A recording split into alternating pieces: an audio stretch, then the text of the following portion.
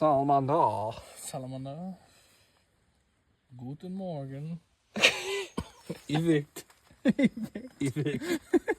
Evict. It's very nicely. It's very nice. Wet day turkey hunting.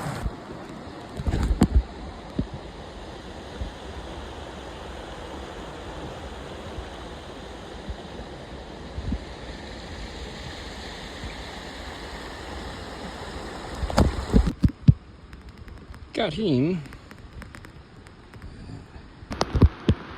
Very excited.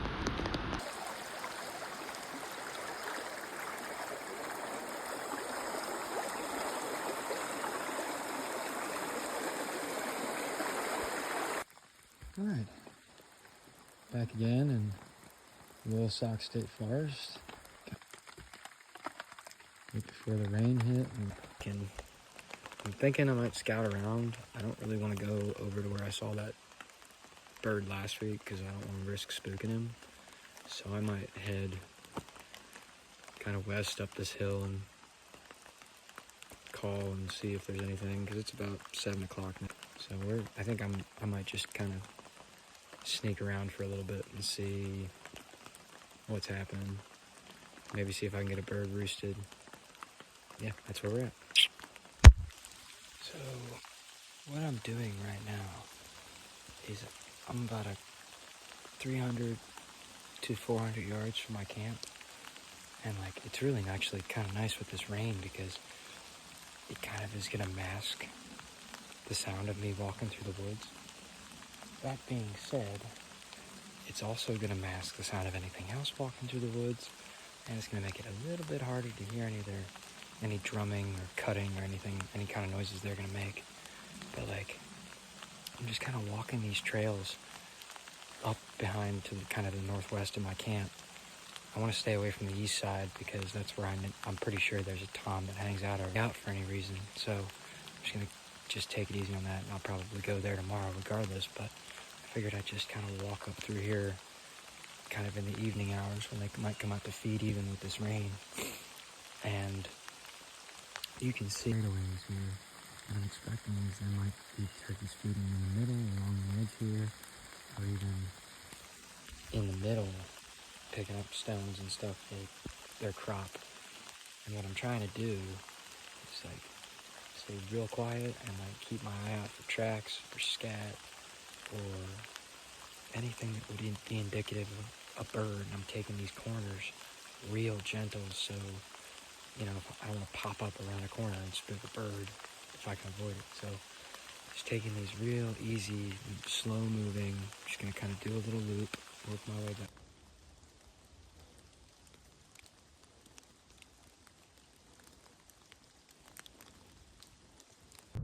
Check this out. We got us a little. I got his attention. Woo, woo, woo, woo.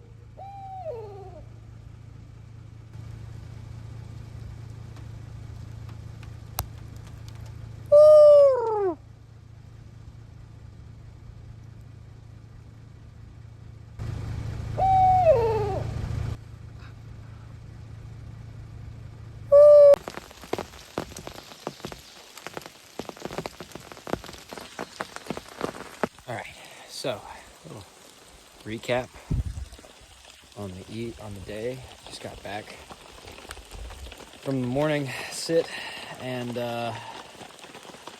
didn't see much of anything. Didn't hear anything, so I called, put out decoys, the whole nine, and yeah, didn't really see a whole lot, so didn't see anything. All I saw was a squirrel that came past my decoy set, but yeah, so I'm thinking I might make some renovations to the tarp setup. It's been raining since about 3 a.m. And it's been pretty consistent. I think what I might do is bring the back of this tarp up a little bit so it runs off and I get a little bit more space underneath. The tent's starting to get a little muddy. So I'm gonna try to move that back, and then I'll probably go through some gear that I'm using right now, and then I'm gonna make breakfast. Okay, so that did work. Yeah, I'm gonna go through the gear that I'm using for turkey season. But yeah, let me just start with the bow. So I'm running a Bear Cruiser G2 with a Trophy Ridge Duo single pin sight setup. It is new for deer season. Whisker biscuit. Got a True Glow bow stand on it, which is super helpful. That's the bow setup I run. Broadheads I'm using 2 different broadheads based off of whether I'm going for a decap shot or a body shot. I like to have the option because, some people are, I feel like it's one or the other. Like, there's 2 sides of the fence and people are either on one side or the other with decaps or body shots. I'm like, I'd rather do both. I would love to get a bird inside of 30 yards and feel comfortable taking a decap shot with it. But if it hangs up at, 30 plus, I also feel comfortable taking a shot out to probably 50 yards on a body shot for a turkey. So I like to have both options. The decap broadhead is going to be running. I have the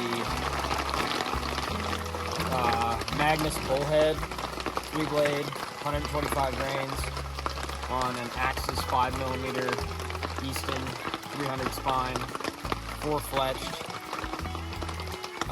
with a nocturnal red knock on there. So that's kind of my decap setup. Like I said, a full-length arrow, 4-fletched, create some drag, and the 125 grain Magnus Bullhead. These things do fly great because they're full length, because it's 125 grain head. It's obviously a heavier arrow. Same make arrow shaft. It's an Easton Axis. These are 400 spines. These are like my deer arrows. So this is what I use for deer, bear, but it'll do just as good for a body shot on a turkey.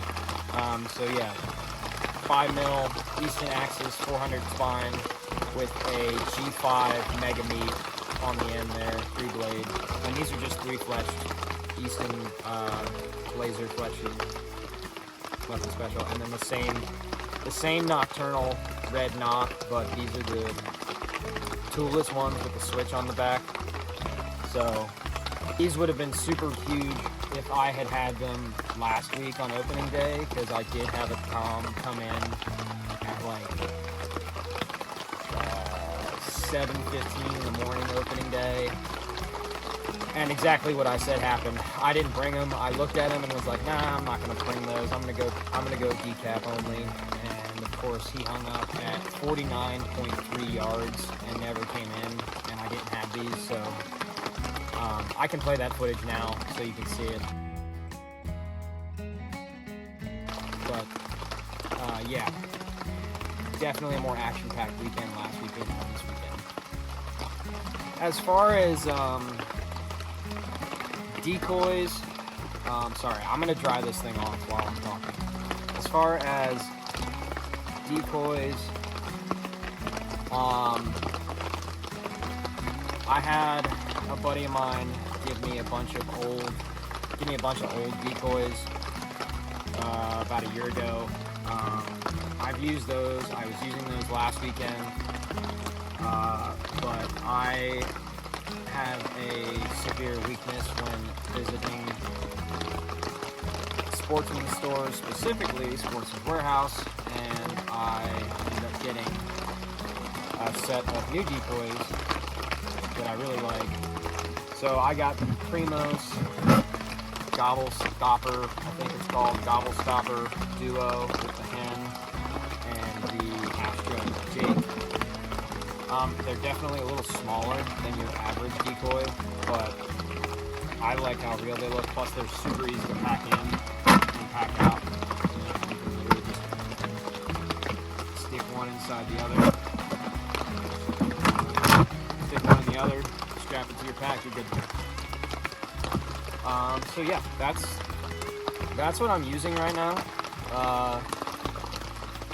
Kelby, the other dude that I am trying to do this channel with, he he keeps wanting me to just switch to a shotgun, but I don't know. I really want to take one with my bow.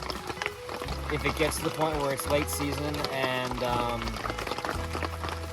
not having a whole lot of opportunities, I might go pattern my 410. But for the time being, I could have probably killed that bird last week with a bow if I'd had those G5 mega meats and that arrow set up with me. But you know what? Live and learn. I won't make that mistake again. Eating my peak refuel.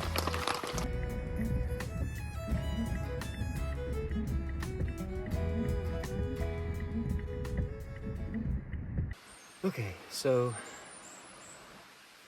morning sit didn't yield anything. Haven't heard anything all morning, but the sun is out and no clouds. I sat for about an hour and a half-ish at that spot I sat at yesterday and didn't hear anything, didn't see anything, just see if I can gain some elevation and try to just call and move and cover ground and see if I can get something to respond, and then see if I can get close and set up, because they should be moving. It's still cold. It's like, it was 40 degrees out when I woke up this morning, and now it's about 50 degrees, so hopefully with the sun being out, hopefully as it warms up they'll start moving. I don't know why I'm not hearing any gobbles, because this time last week, you know, it was gobbles in every direction. I don't know if it's the cold, like the dip in the temperature combined with the rain yesterday.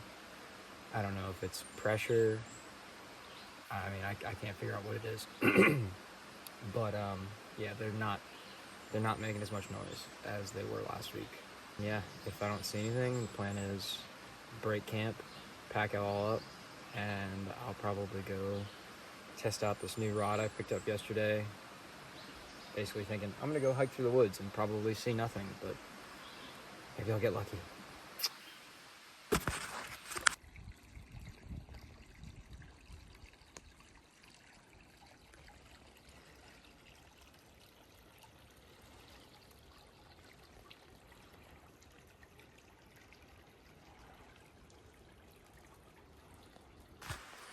Alright, so that was about 11:30 right now. Covered probably 2-3 miles of country. Found some sign, but you know, nothing really. Didn't hear anything or see anything as far as birds. I think it's the weather.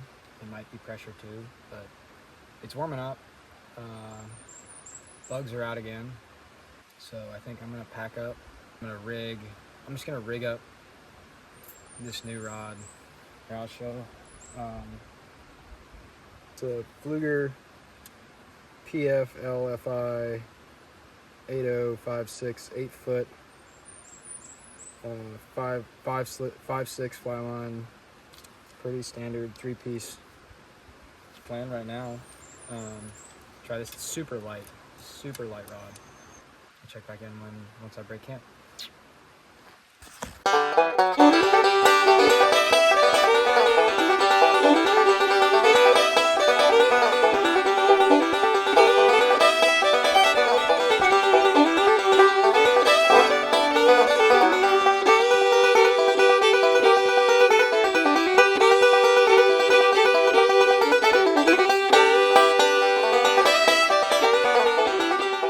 I'll make this quick.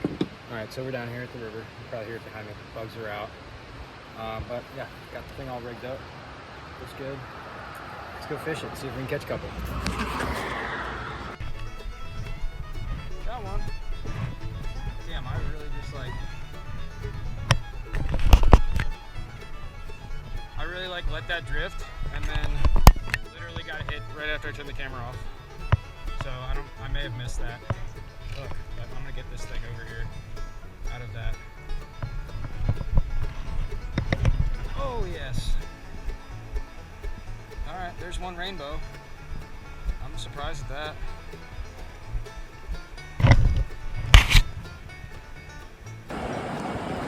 There we go. I don't know if that.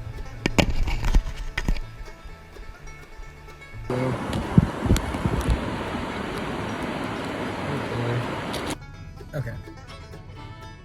I didn't catch any more fish, so I'm gonna probably start making my way back. For those of you who have subscribed, thank you. I do appreciate it. I don't really know what I'm doing, as some can probably tell. I've been talking about this, doing this. I've been told to do this several times by different people. So I figured, you know, what the heck, I'll just try it out and see if it works or anybody is interested in it. It wasn't a whole lot of action on this video. I mean, there was some from last week's opening day's turkey hunt, but as far as this weekend goes, not a whole lot of action outside of that one rainbow trout. But that's just how it goes. You know, last weekend was super action-packed. Got within 49 yards of a bird. Caught 3 fish on this river that I'm staring at right now. But you know, sometimes it's like doesn't line up. I was gonna say, if any of you, some of you might know that in my work life, I'm a cook. So if anybody would be interested in me making a video of cooking, you know, wild game, fish, whatever, how I do it, just let me know. I'd be interested in doing that. I haven't really put much thought into that yet, but I'd be up for it if anybody wanted to see that. Again, right now I'm just going off my phone and a 6-year-old GoPro, so bear with me on the footage quality and skill. You know, I'm super new to this, and we're just gonna see how this shakes out. But if you haven't subscribed, I'd appreciate it. I don't really know what it does, but you know, it gives me a little bit more reason to keep doing this. If you have, thank you, and thank you for watching, and I'll see you on the next one. See ya.